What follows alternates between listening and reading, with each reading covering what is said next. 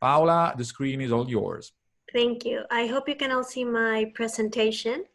I will start by thanking Iche and Anima for inviting us to this webinar, Mr. Lobato, Mr. Durante, Dino, Tindaro, Antonio, and everyone else that is in the background for making this possible. As mentioned by Usainu, we're very eager to do more in Italy and with Italian companies and start looking more closely at medium-sized companies that have not necessarily been on our radar screen, but that are starting to look at opportunities in emerging markets.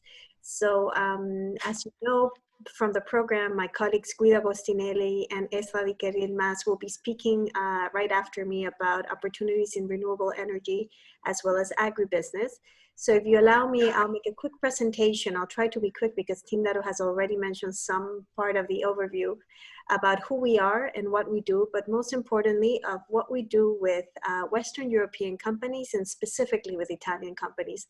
And I'll give you a couple of examples of recent transactions that we've done with medium-sized companies, which will hopefully encourage you to look at us as a potential financier of your projects in emerging markets, and also dispel a little bit the idea that we only work with the very big companies such as Enel. So on that point, I will just right ahead start and give you an overview of IFC. So as mentioned by Tindaro, IFC is one of the 5 companies of the World Bank Group. As it's highlighted in the presentation, I will mention very quickly, the main difference of IFC vis-a-vis the other companies in the group is that we exclusively focus in the private sector. We have been investing in emerging markets for over 60 years, and we do those through a wide range of products, financial products, everything from senior debt until straight equity and anything in between. We also have advisory services for our projects, and last but not least, one of our key value addeds as a financier is our ability to mobilize third-party funding in any of the transactions that we finance. I'll give more details later on in the presentation. We are a AAA rated company, and as such, we have access to financing, but also to local currency, which sometimes make it extremely valuable to our partners. We are owned by 184 countries, not differently than the rest of the companies in the World Bank Group. Italy is one of our shareholders through the Ministry of Economy and Finance, and we have over 100 offices in 100 countries, which again is a great value added for our clients, because of our approximately 4,000 staff, over 55% are based outside headquarters. So when you go do a project in Senegal, in Brazil, in India, or in Turkey, we would have presence on the ground, which not only helps you in the day-to-day in terms of when you go visit the country, but can also have a lot of local knowledge that can help advise you in terms of the structuring of the project and in terms of the partners that you're looking at. This slide, I think, highlights the size of the entity. So since 1956, we've invested over $130 billion in emerging markets. We closed the fiscal year on June 30th, so we still don't have the numbers for this fiscal year, but for last year, our portfolio of investments is about $60 billion. And as mentioned in Tindaro's presentation, we do about 20 billion of investments every year. 10 billion of IFC's own account and balance sheet, and another 10 billion which is mobilized from other partners that help in building the financial package for any given project. We are present in all emerging markets, as you can see in the bottom of the slide, left corner, with some regions having a bigger weight, primarily Latin America, Sub-Saharan, South Asia, Sub-Saharan Africa, and ECA, where obviously Italian companies are quite active. So there tends to be quite an overlap with the activities of Italian companies and the regions where we invest. As mentioned earlier, we have a dual bottom line. So we want to maximize development impact, but we also want to maintain financial sustainability. This is something that we've been doing and perfecting for the last 60 years. There's still work to be done. but we pride ourselves on making sustainable investments.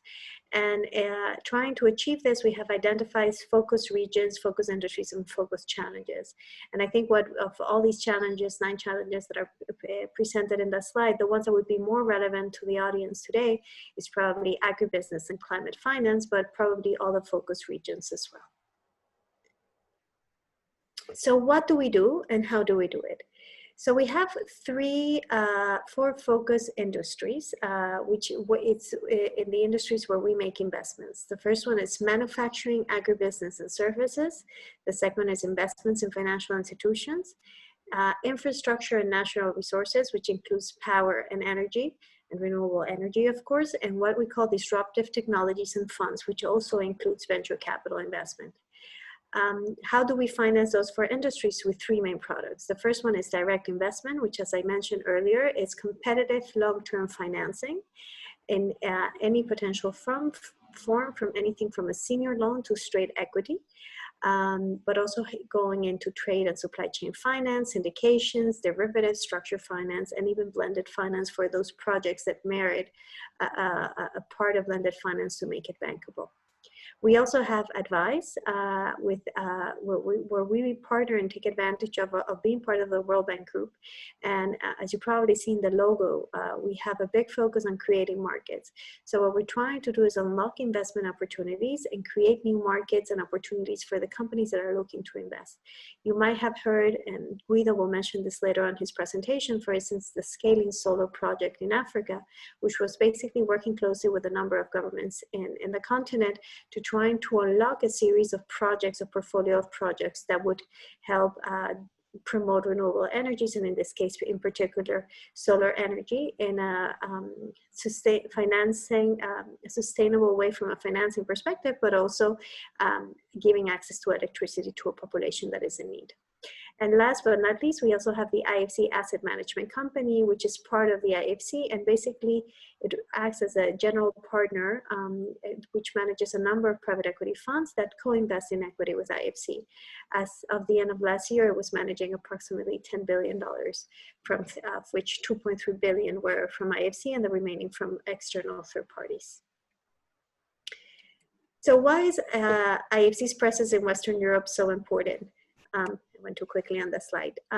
Western Europe, although we don't invest in the region because it is too developed for us, is key in terms of coordination and consensus building. As you might be aware, the bulk of the development policy discussion and agenda is driven by Western Europe, and some of our key shareholders are also based in Western Europe.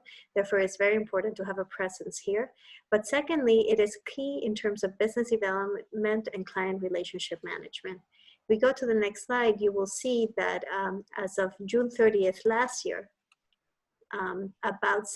we had a portfolio with Western European sponsors of about $17 billion.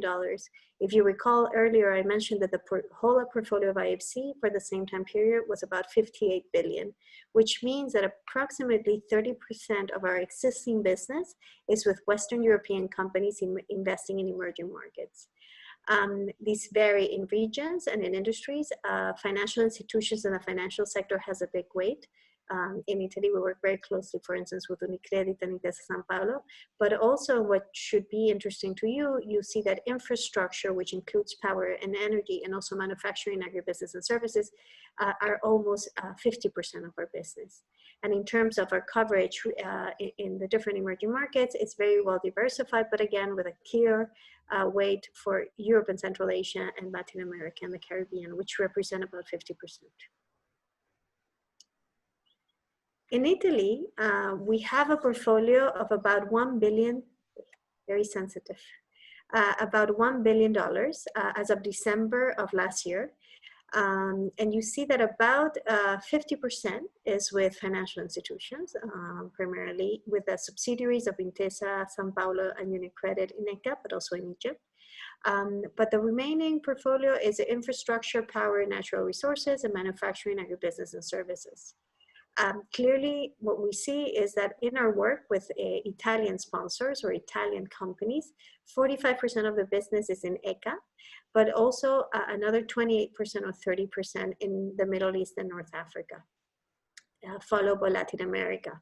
This is the history. What we see more and more is a growing interest for Africa and Sub-Saharan Africa, which for us is a key region, not only because of the developmental challenges, but most importantly because of the opportunities we see, the growing populations in many of the countries and middle income class that will probably need a lot of the solutions and projects that Italian companies and Western European companies can deliver. Specifically in terms of the renewable energy portfolio, it amounts to about $300 million and the manufacturing another 95 million. And here are some examples of Italian companies that we have worked with. Renco, I think it would be, it's it's a medium-sized company. If you look at the latest information of revenues, it's about 250 to 300 million revenues.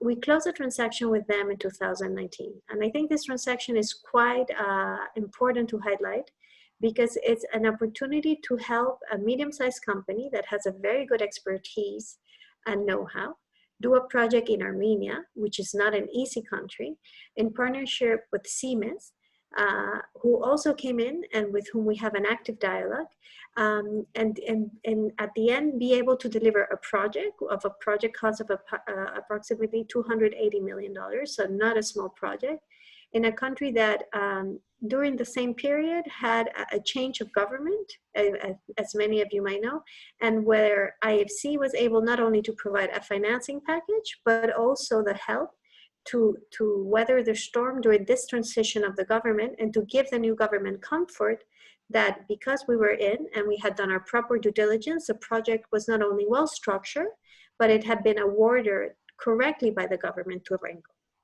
So very quickly, as I mentioned, Renco was developing a combined cycle gas turbine power plant, greenfield, in Yerevan, the capital of Armenia. It was the equity shareholder of the project with Siemens, who took a 49% stake in the company in the SPV developing the project. And they approached us to see whether we could organize a long-term financing for the project. We were able to put together a financing package of approximately $180 million, of which a part, approximately 40 million were from IFC, and the remaining 140 million were syndicated, which is part of what I mentioned earlier, our capacity to mobilize third parties to come into the financing. What we added, as we call the IFC's additionality, what we brought to the project was ensuring bankability, because we were able to bring the long-term financing necessary to be able to make the project bankable, but also providing the company guidance in terms of the PPA they had signed and in terms of the project that had been developed, that everything was structured correctly. Also, we helped them and worked very closely with the company in the whole environmental and social standards in accordance with IFC's own performance standards. And that all these advice and value added is recognized by the fact that we're able to syndicate and have others come. Armenia, as some of you might know, it's a country that is still within the ECA region, is one of the poorest. There's limited demand and interest from commercial lenders to go into these type of projects in countries. And our ability to help Renco and Siemens structure the project in a way that is bankable and that has the additional stamp of approval of IFC in terms of ENS, helps us and makes it possible to mobilize the funding. So hopefully this is a good example that will encourage other companies in the audience today that are medium-sized and that are looking at projects in countries that might seem difficult, of why working with IFC can be of value to you. Then I have other examples, which I'll go through more quickly in the interest of time, and particularly because I'm thinking of my colleague Guido, who hopefully I would like to give him enough time for his presentation. And this is a bit of a mix. I'm going to give you quick examples of 6 Italian companies. There's a bit of a mix of size, some a little larger, some a little smaller. CLN, which you might know, is auto parts manufacturer. We did this financing in partnership with Cassa Depositi Prestiti. It was a 34 million financing package, of which IFC provided 48 million, and the remaining mobilized another 36 million, and the remaining was provided by Cassa Depositi Prestiti.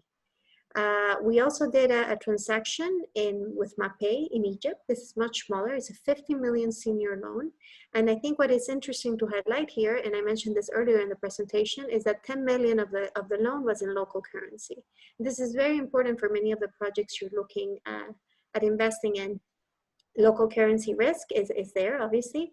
We can help offer local currency solutions that probably many of your banking partners in Europe will not have access to. And so that's another additional value added of working with us. Another example is SEFI in Egypt. We gave them a 100 million financing package. It was 13 solar photovoltaic projects in Egypt with a capacity of 752 megawatts. So again, this is a renewable energy project, a big project because it's 13 solar photovoltaic projects. And we were able to provide financing in the form of loans, subordinated debt, and mobilization. Then we have Essilor Luxottica, which you might know. This is also a smaller transaction, $10.5 million senior loan. And it was for a new manufacturing facility in Laos. Pirelli, obviously a much bigger company, a 35 million global trade supplier finance, which was based in partnership with BNP Paribas, which is basically trying to support the financing, apologies, of the rubber suppliers of Pirelli in Indonesia and Thailand. And last but not least, Piaggio, where we gave 55 million senior loans for 2 separate projects in Vietnam and India. So hopefully this gives you a bit of the examples. I focus exclusively on the real sector of what we have done and some ideas of what we could do. And I would like to end my presentation, which I think is probably the most interesting slide for all of you, is what is IFC's value added to you as an Italian company, and why do we think that working with us could potentially be of value? I'm not going to go through every single line, but I will just highlight the ones that I think that are most important. And I think number one is that we are a long-term partner for your projects. On average, the tenor of our transactions are 8 to 10 years, which means that we have a long-term view on the project, and we try to structure long-term solutions that will help the company and the project survive any potential down cycle.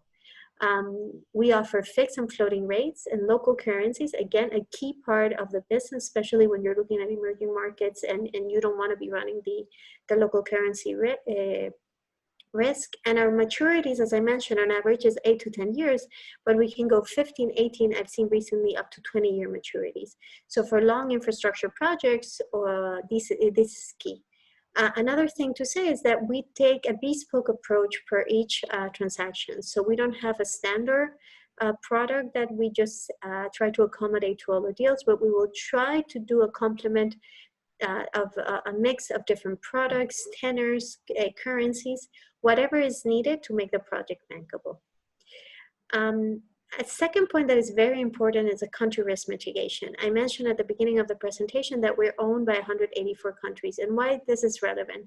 This is relevant because we have a direct dialogue with the government whenever there is a problem. In the Renko example in Armenia, as I mentioned, there was a change of government because there were some manifestations against the previous government, and there was a change in the government. We participated with Renko in the discussions with the new government to give them comfort that based on our due diligence, the way that this project had been awarded was correct, and that it was good for the country and it should go ahead. We made the competing argument, the government agreed, and the project is moving ahead. So this is a very concrete example of why this is valuable. And then also we have the preferred creditor status, which is more relevant to the banks that join us, but there are certain benefits for financial institutions to join in the financing of the projects that we finance, because precisely of the preferred creditor status that we have, that gives them first access to foreign currency in case of certain foreign currency exchange or transferability risks that arise due to any political uncertainty in the country. We have global sector expertise, and Guido and Ezra, my colleagues, will be able to speak about this in more detail, but obviously it does help to have been doing 60 years of investments in the same industries and in different countries. So all that knowledge that we have gathered can be translated and used to make better projects with you. We have the regional knowledge, which is again being on the ground, having a presence, helps us advise companies when they're looking at local partners or opportunities on how things should be done or how we think might be the best way to do them. And last but not least, we have the environmental and social risk management and the sustainability toolkit. This is key. For all of our clients, we have the IFC performance standards, and we help clients to build projects that will be more sustainable from the environmental and social side, not only because we think this is the right thing to do, which we do, but most importantly, because this is the financially right thing to do. If you build sustainable projects from environmental and social risk perspective, the probability of the project surviving and doing better in the long run and incorporating better with the local community will be much more assured. So on that, I have ended my presentation. Thank you again for your time, and I look forward to your questions, if any.